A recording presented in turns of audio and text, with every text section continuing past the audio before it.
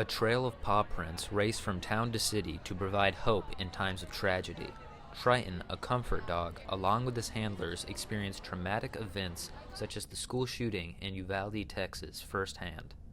We always say the dog is the greatest confidant. We simply show up and the dogs do the rest. Trained as a comfort dog at the Messiah Lutheran Church in Plano, Texas, Triton brings his comforting presence to people at churches, schools, nursing homes, and places experiencing crisis. Most recently, he was deployed to Uvalde with his recently trained handler, Jane Badke, after the school shooting that occurred in late May. I was hoping that I would learn from the others, and I did. I'm glad I went. My gut told me to go. Religion plays a large role in how the ministry operates, but the purpose of their visits is to help those in need, not to promote their own beliefs or ideas. But still, each comfort dog is assigned a Bible verse, with Triton's being Mark 10:45. But when a dog is donated to the ministry, the families get to name the dog. And this puppy here was given in memory of a college roommate that passed early in life, and the family's request was Triton. Keep up with his stream of new friendships and adventures by following his social media pages at LCC-K9 Triton. Reporting in Dallas for the Gloria Shields Workshop, this has been Harrison Hamry, Ian Perkins, and Caroline Gold. Lawrence High School's video program cultivates a culture of learning and fun through Zach Saltz's relentless work. I grew up in Oregon. I went to college in Oregon. When I graduated from college, I knew that I wanted to go into film as a graduate course of study. And so I got accepted at KU. I got a scholarship to KU. I got my master's from KU. I was in the PhD program and I wanted to be a college professor in film. I got a part-time job teaching at Lawrence High School because my graduate stipend ran out. And I found that I love teaching high school more than I love teaching college. I love when students are faced with problems or dilemmas, and they come up with unique ways of solving those problems, especially ways that I would have never thought of. It happens all the time, and it's a really satisfying thing to see as both a teacher but also as a filmmaker, because filmmaking is all about solving problems. I started taking Mr. Saltz's video classes during my freshman year. I took Video 1 my first semester of freshman year, and then I loved video so much I immediately took Video 2 second semester. Zach Saltz has brought live streams of sporting events to Lawrence High School as another avenue of viewing students' performances. Oh yeah, it's been awesome. We started it during online learning and when students were at home, and so like for especially winter sports, parents couldn't be in the gymnasium, so we did live streams of like basketball and wrestling and swimming. We got a lot of views. Sometimes we got thousands of views. There was one wrestling where we got like 1,200 views. It was crazy. And as a result, we got like Jackson Martin. He loved doing play-by-play. I was like, just go for it, do it whenever. We had students that loved to film it, that loved to do the graphics. And yeah, we try to do at least one live sport a week.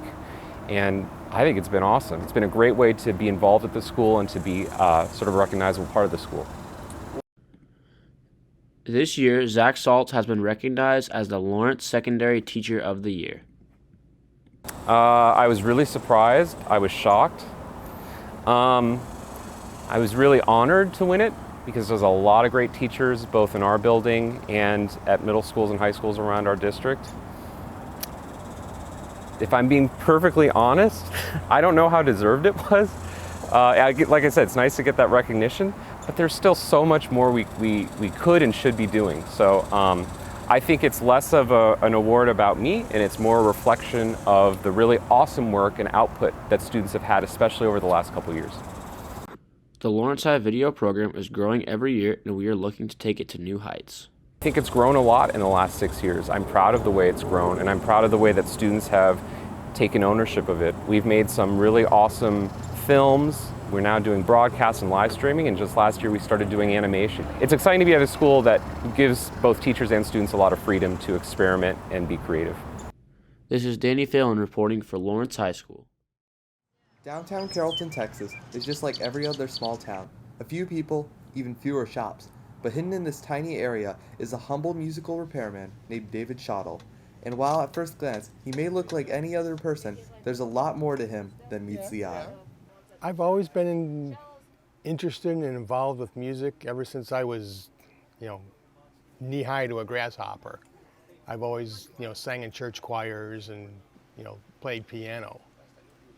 And then it just kind of, the repair part just kind of fell into my lap. I got offered a job building saxophones for a company, putting them together, and it just kind of snowballed from there. David Schottel, owner of the titular David's Instrument Repair, has been helping people with their instruments since 2002. Originally from Chicago, David started up the store after wanting to recreate the music stores of his lifetime. I grew up with music stores like this. I grew up in Chicago, and the music stores I used to visit were all like this, just mayhem. They weren't pristine and sanitary. There was always something interesting to see or look at, try even. And I worked for another major music chain that went out of business. And when I thought about going to work for some of the other ones in the area, it just didn't appeal to me. So the only option was to open my own and do it the way I wanted to do it. Although only with him for 4 months, his business partner, Mike Rutledge, has high praise for David as musician, repairman, and person. Oh, he knows his stuff. He's played professionally, actually made a living as a musician, and that's no small thing. And he's very skilled. I've known a lot of repair guys. He's very skilled at what he does, and he's pretty creative about how to do things, and which I find fascinating. David is also nationally known for his impressive skills, though he is very humble about it. I guess I'm nationally known. I've never quite thought of it that way, but I get people from all over the country to come, to have me do their work. And when the national touring acts come through and they have trouble with their instruments, they call me. And when it's all said and done, David wants to be remembered as the instrument repairman who helped others through his kindness and creativity. How do I want to be remembered? There's so many different ways you could, I want to be remembered as, a good guy, that, I treated everybody fairly, that I made stuff that people use, that I enjoy being creative. Whether it's repairing the instruments, making instruments, and playing them, I enjoyed the creative process. Hayden Houts, Carrollton, Texas.